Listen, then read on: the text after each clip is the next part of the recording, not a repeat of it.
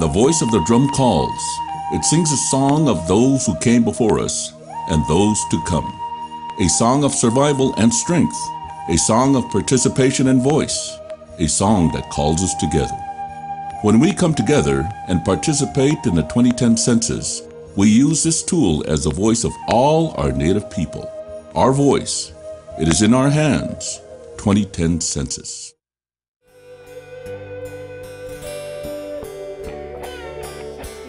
And welcome to this edition of the Native News Update on this Thursday, March 18th. I'm your host for today's program, Paul DeMain.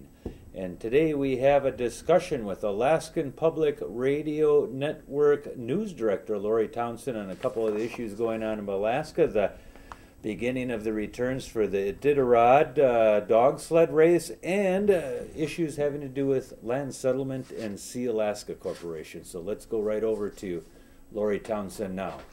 Well, hi, Paul. It's starting to look like spring in Alaska. That's the good news. It's nice warm temperatures, although we still have tons of snow. You got to know where you are in case someone's watching in Saudi Arabia. You just can't say spring is breaking because somewhere else in the world, when you're on the World Wide Web, winter is just starting. I suppose that's true, yes. But in Alaska, it may be the middle of March, but it's still looks like winter out there, although it is getting warmer. This week, APRN, Alaska Public Radio Network, and Alaska News Nightly were tracking stories of the Iditarod, of course. What's called the Last Great Race is finishing in Nome right now. The winner is in. Lance Mackey won the race. He had an unprecedented 4-in-a-row finish, so he's in the record books for that now. And some of the native mushers this year, John Baker from Kotzebue, who's been in 14 Iditarods and started in 1992, is in the top 10 finishers. He came in 5th. And William Mitty Johnson, who is the mayor of Unalakleet, is a rookie this year. And he's mushing in part to raise money to help buy a dog, a special services dog for a young boy in his village that has autism, and this dog will help him have more autonomy where he can go around on his own and the dog will keep him out of danger. So it's real admirable. Lots of times mushers run for particular events. There's a musher from Accuchack that runs for sobriety and has for many years, Mike Williams. And now his son is also running, and we're seeing a new wave of younger mushers coming up now, and it's great to see that a lot of the older mushers, their sons are moving into that role. And so that's one of the stories that's coming in right now, and we're also... How many mushers, how many native mushers?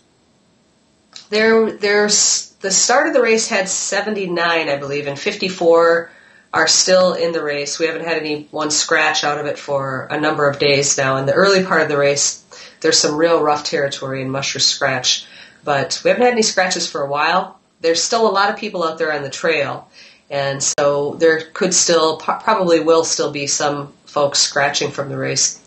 But I'm not sure what the total count is for native mushers, but there's 54 folks that were still in the race at last count. We have the John Bear Grease dog sled race from Duluth up to Thunder Bay and back. Used to carry the mail up there. Is the Iditarod? Am I saying that right? Iditarod, yep.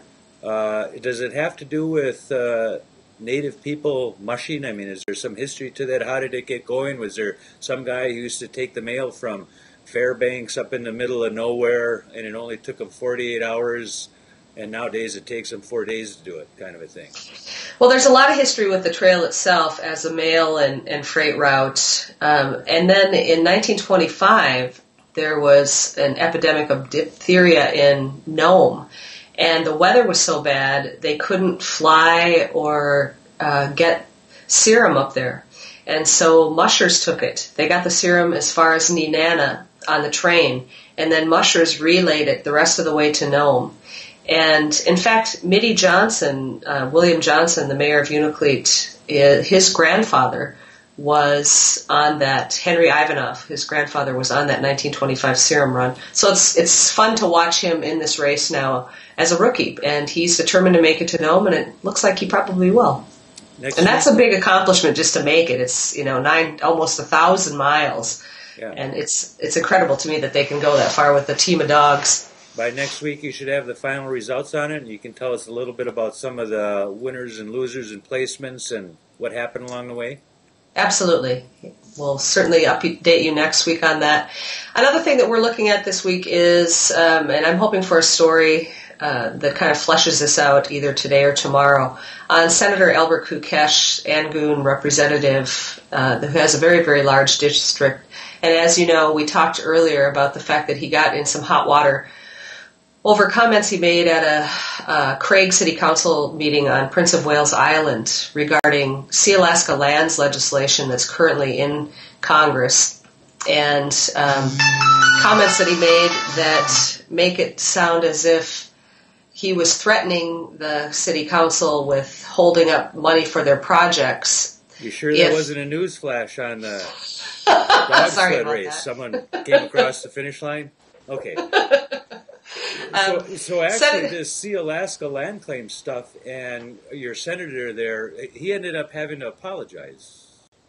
Yes, he had to. The ethics committee, the state legislative ethics committee, found that he needed to write a letter of apology to the Craig City Council. That's been done now. They have the letter. One of the council members said, "We've got the letter. It's over. It's done with." And they're just ready to move on from this now. And we'll see what happens as far as what the letter contains. We'll find out in the next day or so and have a story on that, and I can tell you a little more about it next week. The Sealaska lands legislation was in a committee hearing yesterday in the House. Representative Don Young was there and had some very harsh words for some of the folks from the Department of Agriculture who expressed concerns about Sealaska wanting to trade lands that are in the Alaska Native Claims Settlement Act withdraws for lands that they'd prefer to select.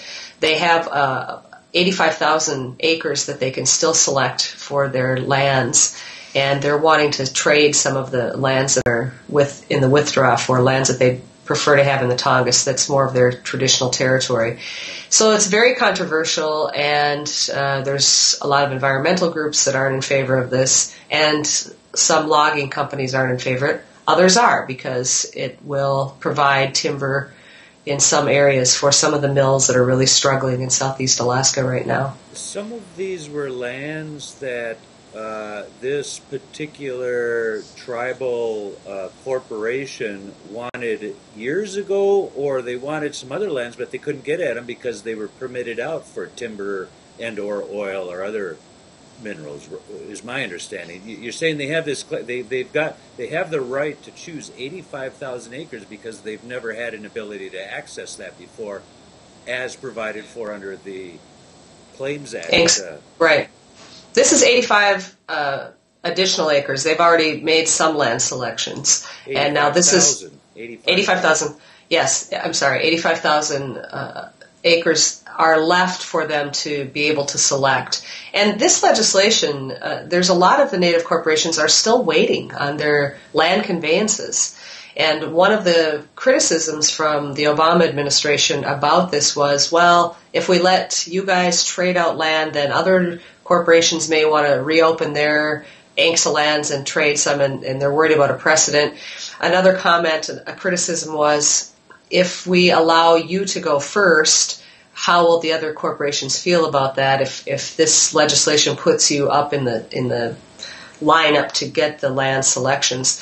Representative Don Young was very sarcastic and said, well, this bill is certainly moving fast. It's only taken 39 years for them to get to this point. And he said this is ridiculous. He wants to see this done and completed. And he also said that there's a resolution signed by the board chairs of the other Native corporations saying that it's fine with them if Sealaska goes first. So we'll see what happens. We've got to head out, but thanks. We're going to check back in on both of these issues, both the dog sled race results and what's going on with the Sealaska land exchange in the future. Thanks for joining with us again today. Where can people get these stories if they want to find them? Well, thanks, Paul. They can find us at aprn.org on the web. Catch up to you later. And that is the latest roundup of news from Indian Country on this edition of the Native News Update. Thanks for joining with us today. Miigwech.